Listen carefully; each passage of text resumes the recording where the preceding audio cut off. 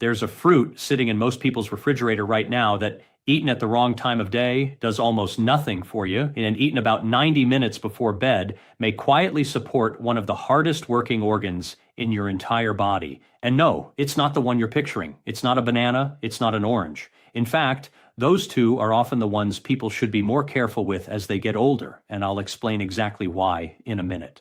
Here's what's strange about this. Your kidneys filter somewhere around 45 gallons of blood every single day, filtering out waste, balancing your minerals, deciding what stays and what goes, and they do most of that heavy lifting while you're asleep, when your blood pressure is supposed to dip and give them a break. The catch is, for a huge number of adults over 45, that nightly dip doesn't happen the way it should. Researchers have a name for this. They call it non-dipping. And depending on the population studied, estimates suggest somewhere between a quarter and half of adults over 50 show this pattern to some degree, often without ever knowing it. Since a standard daytime blood pressure cuff reading at the doctor's office won't show it at all, you'd need an overnight monitor to actually catch it. And non-dipping is quietly linked to faster kidney decline over time. So the question isn't just what should you eat for your kidneys. It's what should you eat and when, so that dip actually happens the way your body designed it to. By the end of this video, you'll know exactly which fruit researchers keep circling back to, why the timing before bed seems to matter so much, and the small protocol you can start using tonight, not next month, tonight, to work with your body's nighttime rhythm instead of against it. Let's ground this in something real first, because I don't want to just hand you a claim and expect you to trust it. Back in 2013, researchers publishing in the journal Circulation followed over 93,000 women for roughly 14 years as part of the Nurses' Health Study, one of the longest-running nutrition research projects in the world. They were looking at anthocyanins, the deep blue-purple pigment compounds found densely in one particular fruit, and their relationship to cardiovascular risk factors, the same risk factors that tend to travel hand-in-hand with kidney strain. Women who ate the most of this fruit, roughly 3 or more servings a week, showed a meaningfully lower risk profile compared to those who rarely ate it. Now, I want to be careful here. This was an observational study, not a randomized trial, so it shows an association, not proof of direct cause and effect. But it's one of several lines of research pointing in the same direction, and when you understand the mechanism, it starts to make a lot more sense. It's also worth saying that this particular study was primarily tracking cardiovascular outcomes, not kidney function directly. But given how tightly cardiovascular health and kidney health are wired together in the body, sharing many of the same blood vessels and the same pressure systems, researchers in the kidney field have leaned on this data as a reasonable, if indirect, piece of the larger puzzle. So let's talk mechanism, plainly. No jargon overload. Your kidneys are basically 2 fist-sized filtration plants sitting just below your rib cage, and inside each one are roughly 1 million microscopic filtering units called nephrons. Those nephrons are lined with incredibly delicate blood vessels, and delicate blood vessels do not like 2 things: oxidative stress, which is basically wear and tear from unstable molecules bouncing around your bloodstream, and pressure spikes, especially the kind that happen at night when they're not supposed to. Anthocyanins, again that blue-purple pigment, appear to do 2 things at once. They act as antioxidants that may reduce some of that oxidative wear on the tiny blood vessels inside the nephron, and separately they seem to support healthy blood vessel relaxation, which plays into that nighttime blood pressure dip we talked about a minute ago. Think of it this way for a second. Imagine a water treatment plant that runs at full capacity all day, then finally gets a scheduled maintenance window overnight to catch up, clear out buildup, and reset for the next day. Now imagine that maintenance window keeps getting shortened or skipped because pressure in the system never fully drops. Over months, then years, that plant starts falling behind, quietly, without any alarm going off. That's roughly what happens inside your kidneys when the nighttime blood pressure dip doesn't occur properly. It's not a single dramatic event. It's thousands of small missed maintenance windows adding up. And what we're really talking about tonight is one simple way to help protect that maintenance window rather than trying to fix damage after the fact. Let me ask you something and be honest with yourself for a second. When's the last time you actually thought about your kidneys? Most of us don't think about them at all until something goes wrong. A scary lab result, a mention from a doctor, a family member on dialysis. Your kidneys are one of the only organs in your body that can lose 60, even 70% of their function before you feel a single symptom. That's not meant to scare you. It's meant to explain why prevention here is so different from prevention for something like a broken bone. You can't feel this one coming. You have to build habits before you have a reason to. So which fruit are we actually talking about? Blueberries, specifically wild blueberries or standard cultivated blueberries, eaten whole, not juiced. And here's why juicing strips out most of what we actually want. The anthocyanins we just talked about live largely in the skin, and juicing removes a lot of the fiber matrix that appears to slow down how quickly sugars from the fruit hit your bloodstream. A small 2015 study out of the University of Michigan using an animal model found that a diet supplemented with whole blueberry powder was associated with measurably reduced markers of kidney inflammation and improved blood pressure regulation compared to a control diet.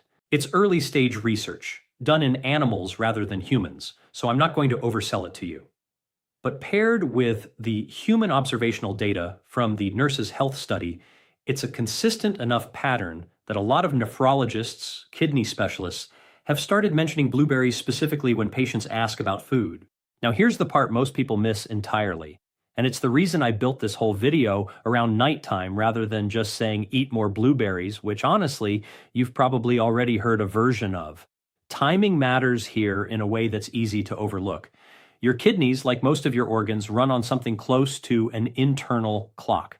Researchers call this renal chronobiology. Basically, your kidneys have their own daily rhythm layered on top of your sleep-wake cycle.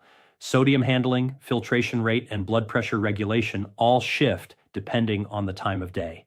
And one of the most consistent findings across sleep and cardiovascular research is that antioxidant intake in the few hours before bed seems to align particularly well with the window where your body is attempting that nighttime blood pressure dip we discussed. You're essentially handing your kidneys some extra support, right as they're trying to do their hardest, most important work of the day. It helps to think about oxidative stress the same way you'd think about rust forming on metal left out in the weather. A little exposure here and there isn't the problem.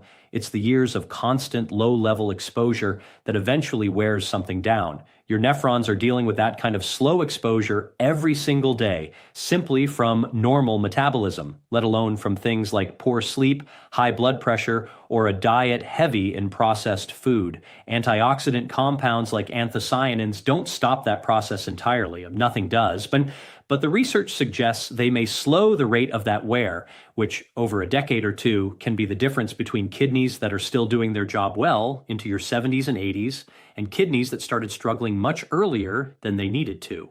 Let's stay with the research for one more moment because there's a second data point worth mentioning, and it comes from a completely different direction. Sleep science rather than nutrition science.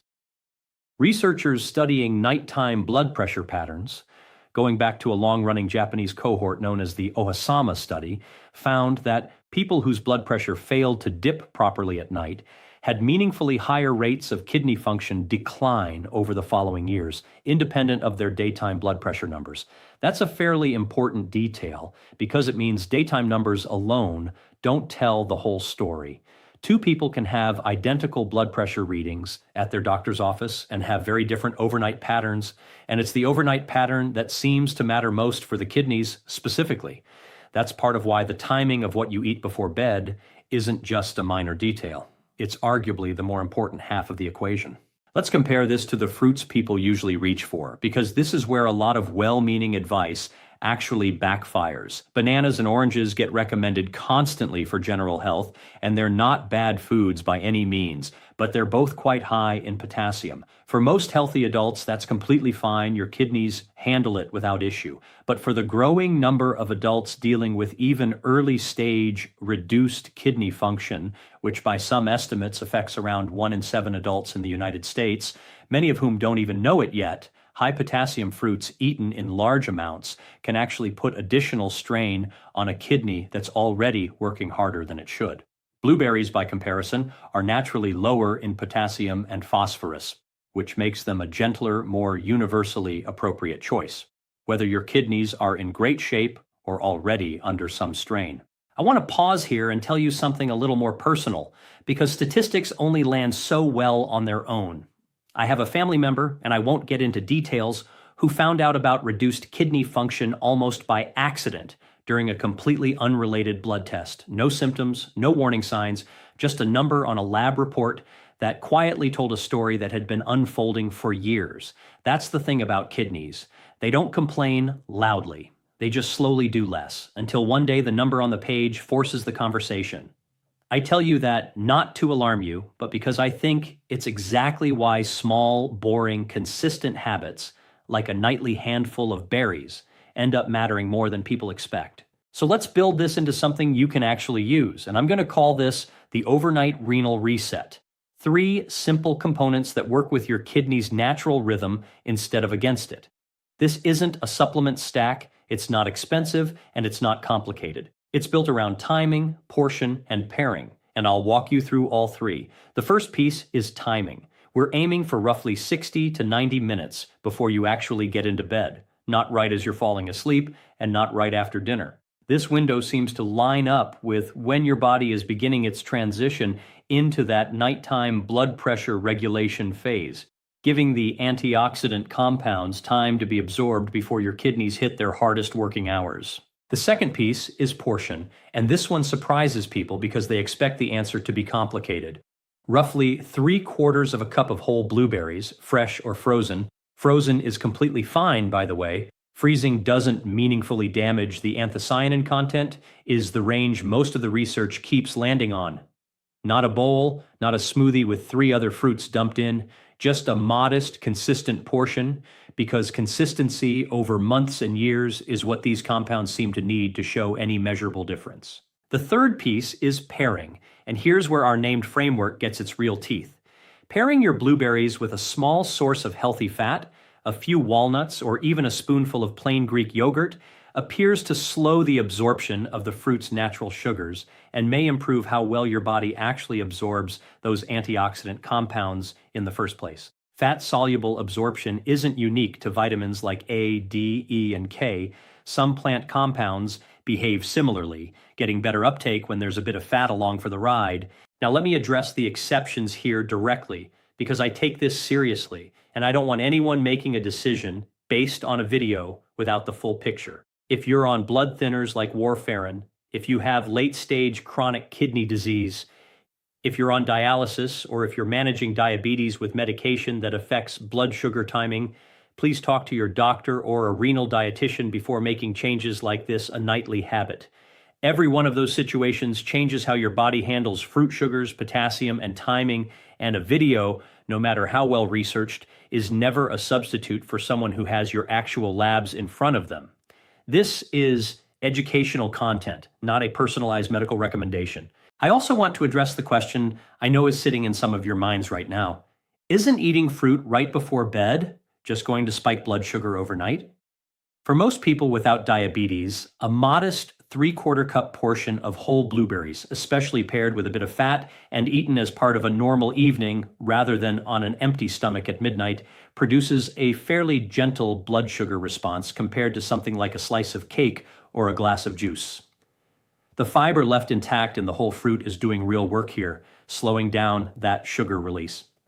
That said, if you're managing blood sugar closely, whether through diet or medication, it's worth checking your own response with a glucose monitor if you have access to one, since individual responses to fruit at night can vary more than people expect. Here's another pattern interrupt worth sitting with for a second. We tend to think of kidney health as something that shows up on our radar in our 60s or 70s, something for later. But nephrologists will tell you the groundwork for kidney decline is often laid decades earlier quietly through blood pressure patterns, blood sugar patterns, and oxidative stress that accumulates slowly enough that you never notice it happening. That's actually good news if you think about it the right way. It means the window to build protective habits is a lot longer than most people assume, and it's never really too late to start, because the kidneys are remarkably good at holding steady when you give them consistent support rather than an occasional health kick. Let's zoom out for a moment and connect this to the bigger picture of what actually protects kidney function over a lifetime. Because blueberries before bed are one piece of a larger, honestly pretty unglamorous puzzle. Consistent hydration throughout the day, not just at night, matters enormously. Your kidneys need adequate fluid to do their filtering job efficiently, but the water needs to be spread across the day, not chugged all at once. Movement matters too, even light movement, because it supports healthy blood pressure regulation, which circles right back to that nighttime dip we've been talking about the entire video. And sodium awareness, not fear, just awareness, plays a role since excess sodium is one of the more well-documented stressors on kidney filtration over time. Sleep quality itself deserves a mention here too, separate from what you eat. Deep sleep appears to be one of the windows where that nighttime blood pressure dip is most pronounced, which means anything disrupting deep sleep. Inconsistent bedtimes, screens right before bed, a bedroom that's too warm, maybe quietly working against the very mechanism we're trying to support with food. It's a bit like trying to patch a leak while the tap's still running. The blueberries and the sleep environment aren't competing priorities, they're two parts of the same overnight system, and it's worth thinking about them together rather than treating one as the whole solution. I want to bring this back to something practical and specific, because by now you might be wondering how this actually looks on an average Tuesday night. Picture this. Dinner wraps up around 7. Somewhere around 8:30 or 9, depending on your bedtime, you portion out 3/4 of a cup of blueberries, fresh from the fridge or thawed from frozen, and pair them with a small handful of walnuts or a few spoonfuls of plain yogurt. You eat it slowly, maybe while you're winding down, reading, doing something low stimulation before bed. Maybe it replaces whatever you were reaching for out of habit anyway. Crackers, a cookie, something salty, which is honestly a quiet win on its own, swapping an evening habit that wasn't doing you any favors for one that might actually be helping. That's it. That's the entire habit. No shopping list overhaul, no supplement drawer, no complicated meal prep on a Sunday afternoon. Keep a bag of frozen blueberries in the freezer and a container of walnuts in the pantry, and you've essentially removed every excuse that would normally derail a new habit within the first 2 weeks. Let's talk about why this particular combination of fruit, fat, and timing seems to outperform simply eating more fruit in general throughout the day. Because that's a fair question to ask. Spreading antioxidant intake evenly across all your meals isn't a bad strategy by any means, but concentrating a meaningful, consistent dose right before the specific window where your kidneys are attempting their hardest overnight work appears, at least in the research we have so far, to align more precisely with when your body can actually use the support. It's less about total quantity and more about matching supply with demand, timing the delivery to when your body's own systems are asking for it. Now, I know some of you are wondering about frozen versus fresh, organic versus conventional, wild versus cultivated. So let's clear a few of these up quickly. Frozen blueberries are picked at peak ripeness and flash frozen almost immediately, which in some cases actually preserves more of the anthocyanin content than fresh berries that have been sitting in a grocery store bin for a week. Wild blueberries, the smaller variety, tend to have a somewhat denser anthocyanin concentration per cup compared to the larger cultivated variety, but both are genuinely good choices. Don't let the wild versus regular debate become a reason you skip this altogether. As for organic, the research on anthocyanin content specifically doesn't show a dramatic, consistent difference between organic and conventional blueberries. So if budget is a factor, conventional blueberries are a perfectly reasonable choice here. People also ask me about cranberries, since cranberries have such a strong reputation in kidney and urinary health circles. It's worth separating the two mechanisms clearly. Cranberries are studied mainly for a different reason. Compounds called proanthocyanins that may make it harder for certain bacteria to stick to the walls of the urinary tract, which is more relevant to preventing infections than to the slow structural work of protecting nephron function over decades. Both are useful, but they're not interchangeable. And if your goal is specifically the long game filtration support we've been discussing tonight, blueberries are the better studied choice. That said, there's nothing stopping you from rotating both into your week, cranberries earlier in the day, blueberries in that pre-bed window, since they're addressing different parts of the same overall picture rather than competing for the same job. Apples come up a lot too, mostly because of their fiber and a compound called quercetin. And there's nothing wrong with an apple as an evening snack. It's just that the research base connecting apples specifically to kidney-relevant blood vessel changes is considerably thinner than what we have on blueberries and anthocyanins. What if you just don't like blueberries? Or you're dealing with a texture thing, which happens more than people admit? Blackberries carry a similar anthocyanin profile and can generally be swapped in at the same portion size. Tart cherries are another reasonable substitute. They've been studied more for sleep quality itself, thanks to their natural melatonin content, which actually pairs nicely with the timing goal we're going for here, even though the kidney-specific research on tart cherries is thinner than what we have on blueberries. What I'd steer you away from as a direct substitute is fruit juice of any kind, blueberry or otherwise. For the reason we already covered, juicing removes the fiber matrix that's doing quiet work behind the scenes, and it also concentrates the sugar into a form that hits your bloodstream much faster than the whole fruit does. Let's talk about consistency, because I think this is where most health habits quietly die. Not from lack of information, but from lack of a system. The mistake people make with something like this is treating it as a 2-week experiment. Eating blueberries every night for 14 days, not noticing a dramatic before and after transformation, and quietly giving up. But kidney health, unlike, say, a bruise healing, isn't something you're going to feel improving day to day. The blood vessels inside your nephrons responding to reduced oxidative stress over time is a slow, invisible process, closer to how a savings account grows than how a wound heals. You won't feel the difference next Tuesday. You might, years from now, be the person whose lab results quietly stayed in a good range, while people around you started hearing different news from their doctors. You might be wondering, if the research on this has been sitting around since 2013, why isn't this common knowledge already? Honestly, part of it is just how nutrition research gets communicated.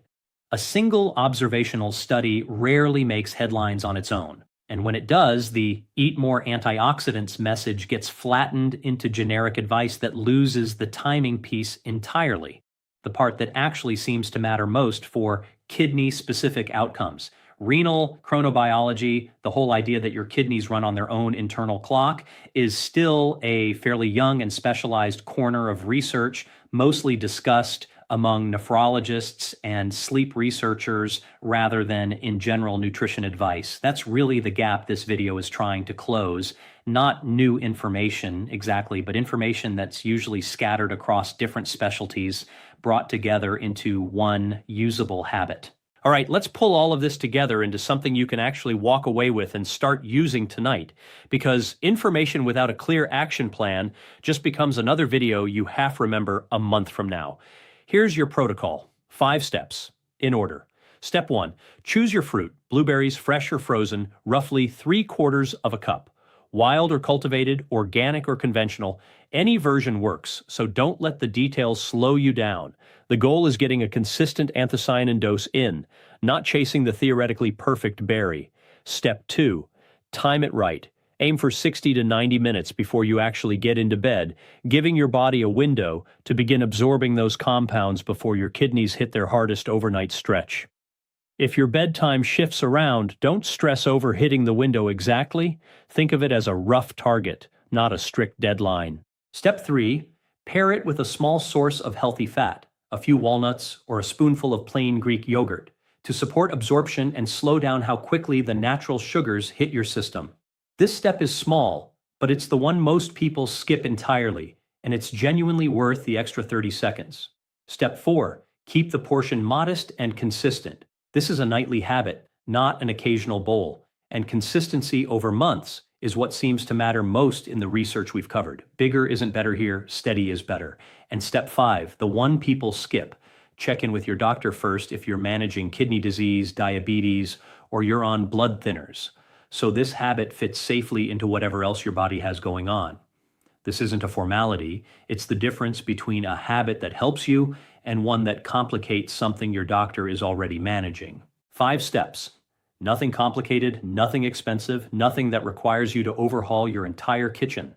Just a small, deliberate habit, time to work with your body instead of around it. I'll say this plainly, because I think it matters more than any single study we've mentioned today. Your kidneys have been quietly working for you every single day of your life.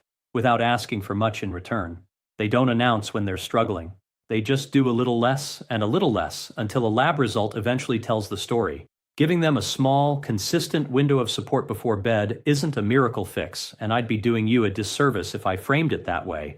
But it's a genuinely researched, low-cost, low-risk habit that works with your biology instead of against it, and that's worth something. None of what we covered tonight replaces a real conversation with your doctor, a proper blood panel, or the medications someone might already need. What it does offer is something a little rarer, a habit small enough that you'll actually stick with it, grounded in research specific enough that it's not just another vague, eat healthy platitude, and timed in a way that works with a rhythm your body already has, rather than fighting against it. That combination, small, specific, and aligned with your biology, tends to be exactly what separates the health habits that last for years from the ones that quietly disappear by February. If you actually try this tonight, I'd genuinely like to know. Drop a comment and tell me what time you usually go to bed, because I'm curious how many of you are working with a 9 o'clock window versus an 11 o'clock one. And it might shape a follow-up video on adjusting this protocol to different sleep schedules, night shift workers included, since I know quite a few of you have asked about that. Speaking of follow-ups, in the next video, we're going to break down the 3 lab numbers on a standard blood panel that quietly reveal early kidney strain years before most doctors would flag it as a concern. Numbers almost nobody knows how to read on their own report, and honestly, most people have looked right past them without realizing what they meant.